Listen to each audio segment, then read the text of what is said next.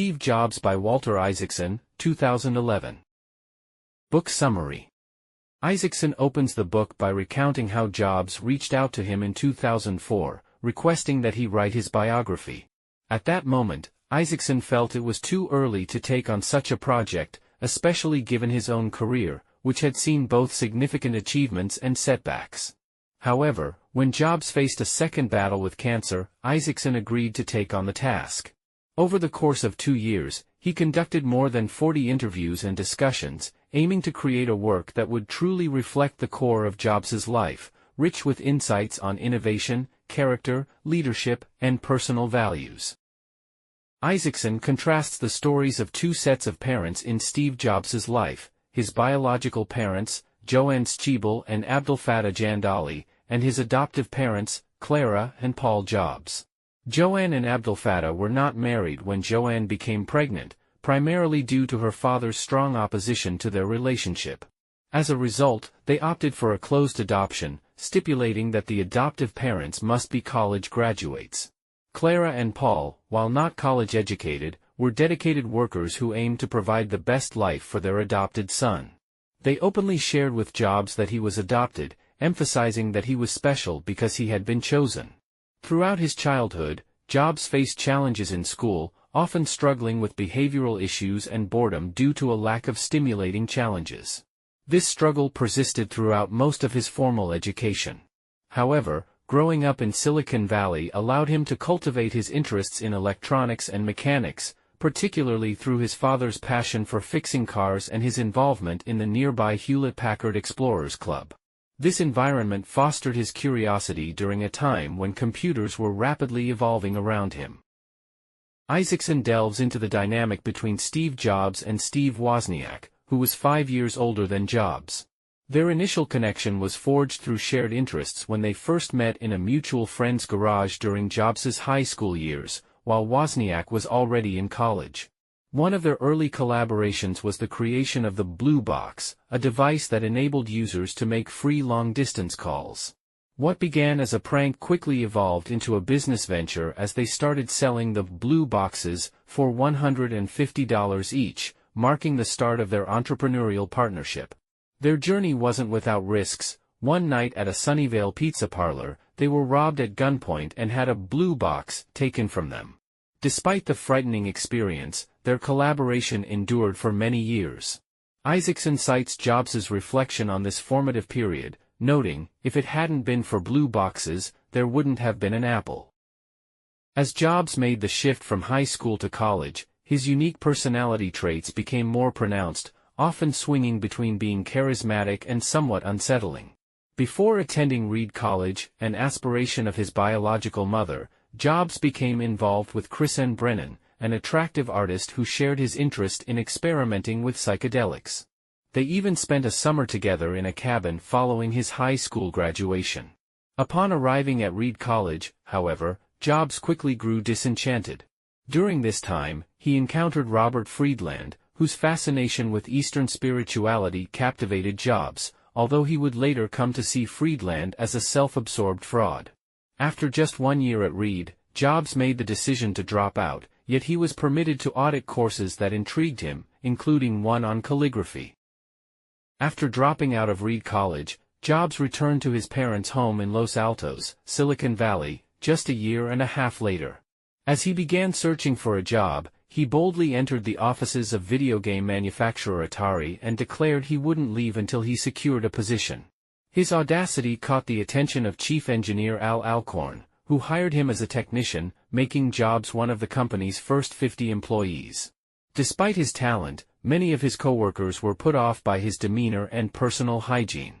A few months into his job at Atari, Jobs decided to travel to India in search of spiritual enlightenment, accompanied by his friend Daniel Kaki.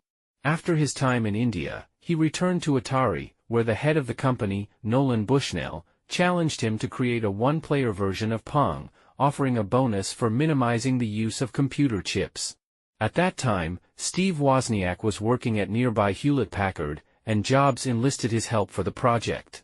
Remarkably, they completed the game in just 4 days. However, when the bonus was distributed, Jobs only paid Wozniak half of the agreed-upon fee. Wozniak later reflected on this experience, saying, "I wish he had just been honest. If he had told me he needed the money, he should have known I would have just given it to him." Isaacson narrates the inception of Apple. As the computer revolution surged through Silicon Valley, Wozniak was deeply inspired when he first encountered a microprocessor at a gathering of computer enthusiasts. Wozniak later described this moment as one of the most pivotal of his life, stating, "This whole vision of a personal computer just popped into my head." This vision would eventually materialize as the Apple I. Initially, Wozniak intended to share the designs freely, adhering to the hacker ethic. However, Jobs persuaded him to commercialize the product instead. This marked the founding of Apple Computers, a name inspired by Jobs' visit to an apple orchard. After selling over 100 units, Apple became profitable in just 30 days, foreshadowing its future success. As the excitement of their initial success collided with the realities of operating a new business, Jobs quickly recognized that the forthcoming Apple II would need to be packaged into a fully integrated consumer product. To address this, he hired Mike Markkula to assist with finance and distribution. This strategic decision proved immensely beneficial, as the Apple II went on to sell over 6 million units. Isaacson notes that, more than any other machine, the Apple II launched the personal computer industry. With Wozniak's technical brilliance and expertise driving the technology, Jobs focused on shaping the company by integrating his vision of consumer experience and product design. This collaboration laid the foundation for Apple's growth and impact in the tech industry.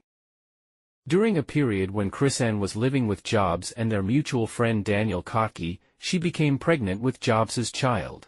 As Apple began to gain momentum as a company, Jobs refused to accept responsibility, even suggesting that KrisAnne might have been unfaithful. Following her announcement of the pregnancy, their relationship deteriorated rapidly. Eventually, after undergoing a paternity test, Jobs reluctantly started paying child support to KrisAnne for their daughter, Lisa. In later years, he reflected on his actions during this tumultuous time with regret, acknowledging the pain caused by his refusal to embrace his role as a father. Stopwatch equals 800. Following the success of the Apple II, Jobs became determined to create a signature product for Apple that would be distinctly associated with him. Despite his significant contributions to the Apple II, he felt it would always be regarded primarily as Wozniak's achievement. His involvement in the Apple III was more prominent, but the product ultimately failed to succeed in the market. Jobs then turned his attention to a new computer he named Lisa, an ironic choice given that it was after the daughter he had largely neglected. Seeking inspiration, he looked to Xerox, which was pioneering technologies like the Graphical User Interface, GUI, enabling users to see text and graphics simultaneously.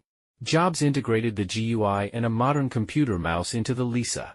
Despite his passion and dedication to the project, Apple management stripped him of his managerial responsibilities, relegating him to the largely symbolic role of non-executive chairman of the board. This marked the first of many betrayals Jobs would encounter in his career. Apple went public less than 4 years after its founding, achieving a valuation of $1.79 billion by the end of 1980. This rapid growth meant that Jobs, at just 25 years old, had a net worth of $256 million. Isaacson describes Jobs' relationship with wealth as complex.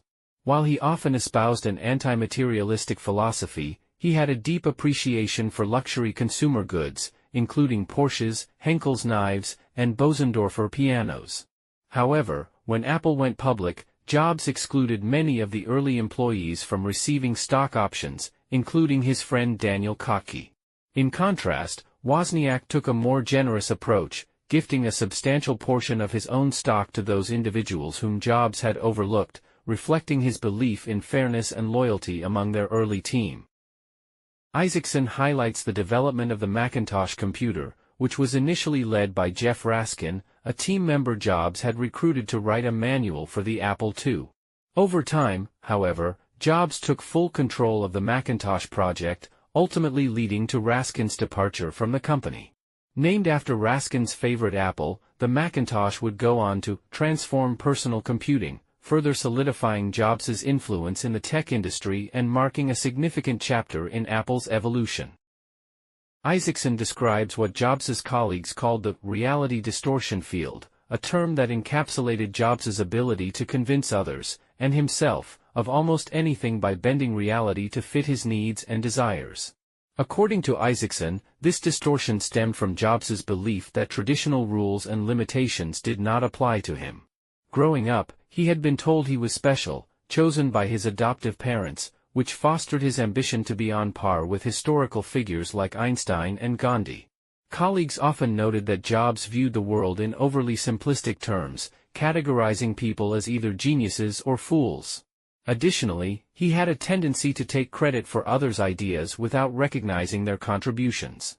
Despite these quirks and frustrating behaviors, many of his coworkers remained inspired and motivated to work at Apple, drawn by his visionary drive and charisma.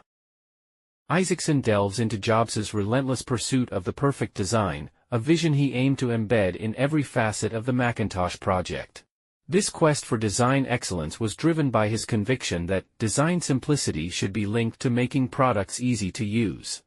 Jobs sought to create intuitive products that would enhance the overall customer experience. More significantly, he encouraged his engineers to view themselves as artists and craftsmen, emphasizing that they should only rest easy at night if they felt they had produced something meaningful and beautiful. To embody this philosophy, he had every member of the Macintosh team engrave their names onto each Macintosh unit, mirroring the practice of artists who sign their work. Isaacson presents Jobs as intensely competitive, even within the confines of his own company. After being removed from the Lisa project, he was determined to ensure that the Macintosh reached the market before the Lisa. It became apparent that the Macintosh would surpass the Lisa in performance, potentially rendering it obsolete. However, Isaacson notes that Jobs's reluctance to make the Mac compatible with the architecture of the Lisa was motivated by more than rivalry or revenge. The Macintosh represented a clearer embodiment of Jobs's vision for a product. Although the Lisa was released first, a full year before the Macintosh was ready, it ultimately failed to succeed in the market. As excitement for the Macintosh built, Time magazine even featured a behind-the-scenes look at the project. This coverage led Jobs to anticipate being named 1982's Man of the Year.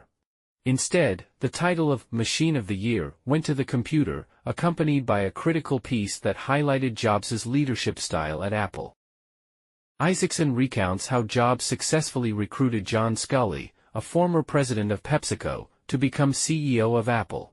Initially hesitant, Sculley was ultimately persuaded by Jobs's passionate vision for the company and its potential. As they worked together, Sculley and Jobs developed a close rapport, often finishing each other's sentences and striving to understand one another. However, their relationship eventually faced challenges, beginning with a significant disagreement over the pricing of the Macintosh. The original plan set the price at $1,995, but with Sculley advocating for a substantial marketing budget, the price was raised to $2,495. In hindsight, Jobs believed that this decision contributed to Microsoft's long-term dominance in the market, a turning point that had lasting implications for Apple. As excitement built for the launch of the Macintosh, IBM began to outpace Apple in the personal computer market. To counter this, Jobs believed an extraordinary advertising campaign was essential to stop people in their tracks.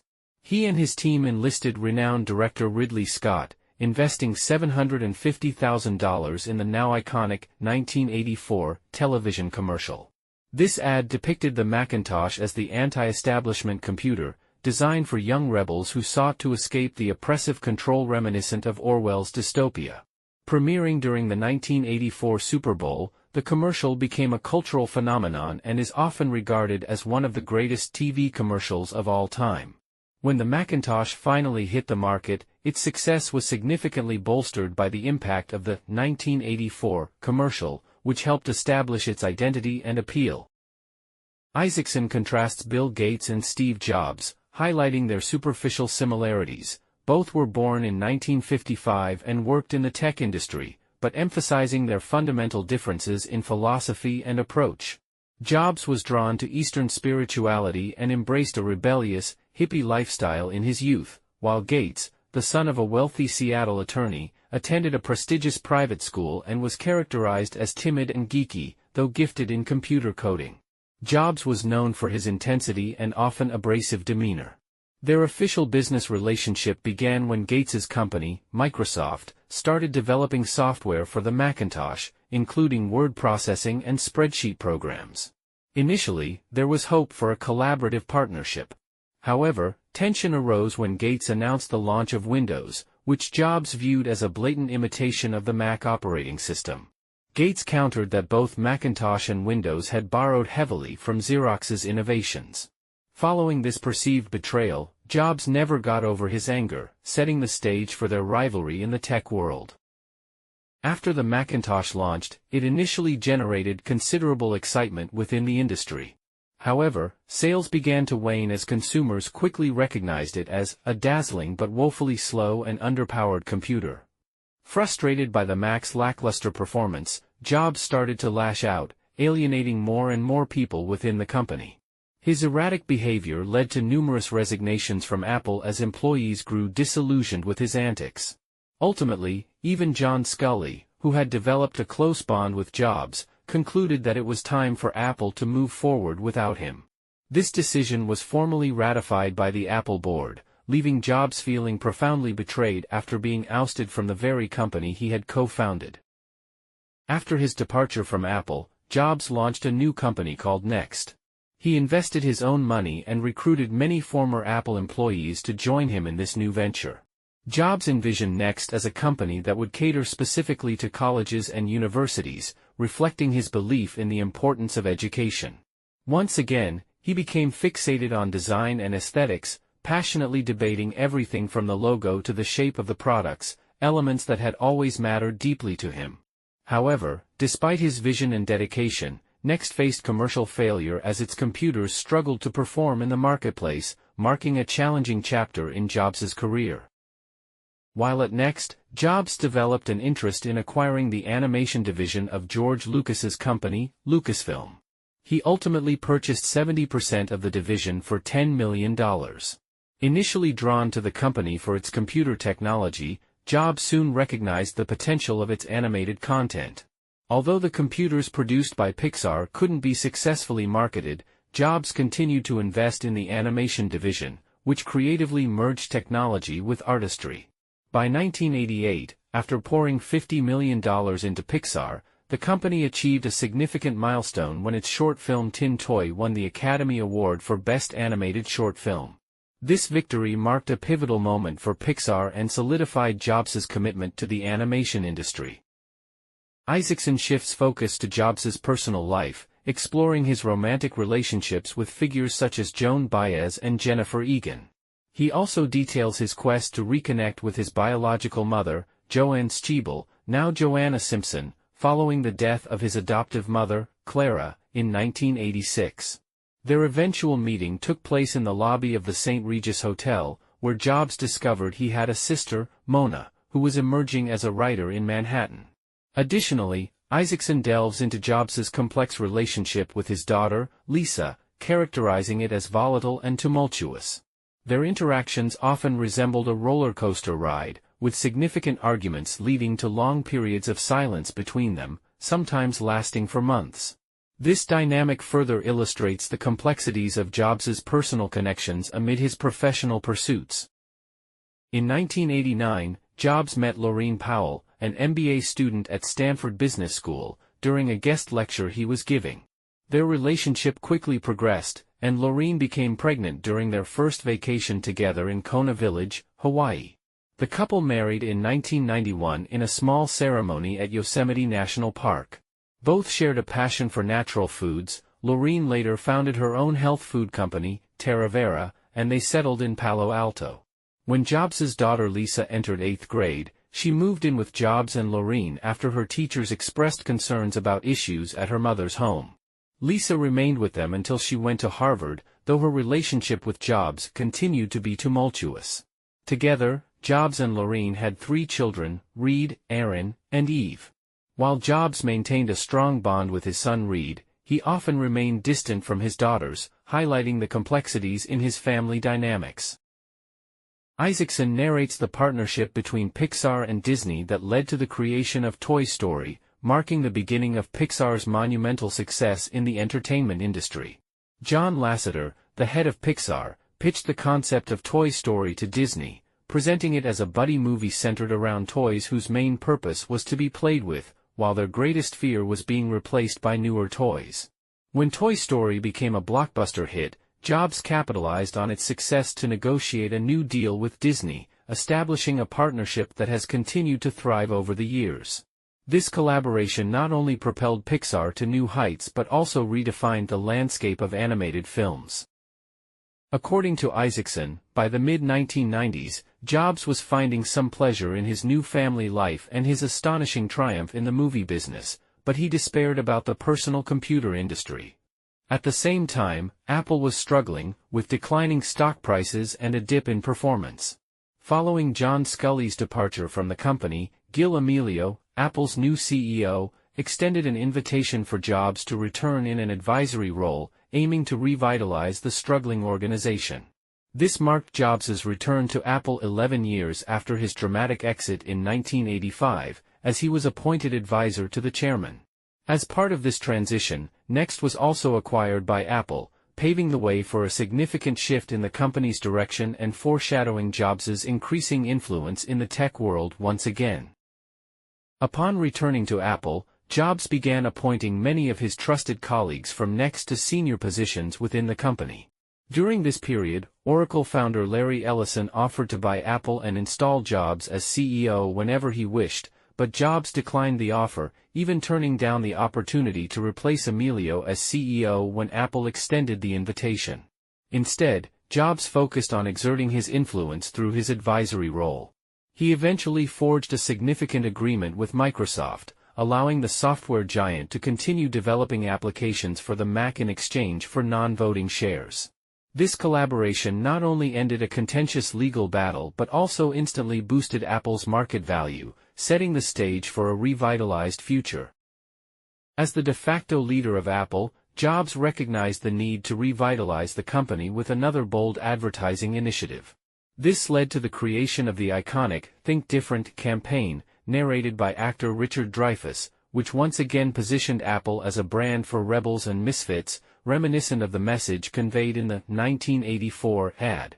Jobs emphasized a streamlined approach, concentrating on fewer projects while ensuring that the focus remained on creating exceptional products. According to Isaacson, this ability to focus saved Apple. By adopting this renewed dedication, Jobs successfully shifted momentum back in Apple's favor, allowing the company to gradually recover its value and reputation in the market. Isaacson delves into the aesthetic principles that underpinned much of Jobs' vision at Apple. A pivotal moment came with the hiring of Johnny Ive, a talented designer who would become a key collaborator for years to come.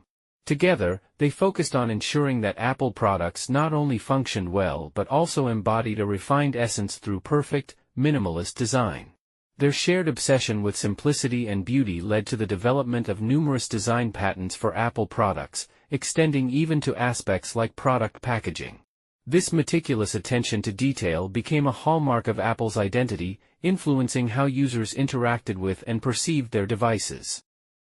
The revival of Apple, fueled by the dynamic collaboration between Jobs and Johnny Ive, culminated in the creation of the iMac, which featured a striking blue translucent case that became its signature look. Priced at around $1,200 and aimed at everyday users, the iMac redefined perceptions of what a computer could be. Jobs was deeply involved in every detail of the design, deliberating over elements such as whether to include a CD tray or a simple slot, driven by his quest for perfection. Upon its launch in 1998, the iMac achieved unprecedented success, becoming the fastest-selling computer in Apple's history up to that time, marking a pivotal moment in the company's resurgence. Following the triumph of the iMac and the Think Different ad campaigns, Jobs demonstrated his ability to be both a business visionary and a creative genius. This success led him to accept the role of CEO, much to the excitement of Apple's loyal supporters. After initially taking a symbolic salary of just $1 since his return, Jobs transitioned to a compensation package of 20 million stock options, solidifying his commitment to the company's future and signaling a new era for Apple. Driven by his obsession with customer experience, Jobs imagined a retail environment dedicated solely to Apple products. After creating a prototype in Virginia in 2001, Apple stores began to spring up across the country, attracting over 5,000 visitors each week by 2004. These stores were pioneering in the tech retail space, thoughtfully designed to showcase the uniqueness of Apple's offerings. This initiative exemplified Jobs' innovative mindset and his remarkable ability to curate experiences that resonated with customers in ways they hadn't even anticipated. The Apple stores became more than just places to buy products, they transformed the way people interacted with technology, further solidifying Apple's brand identity. In the early 2000s, as consumers began burning music onto blank CDs, Jobs recognized that music would become a central aspect of computing.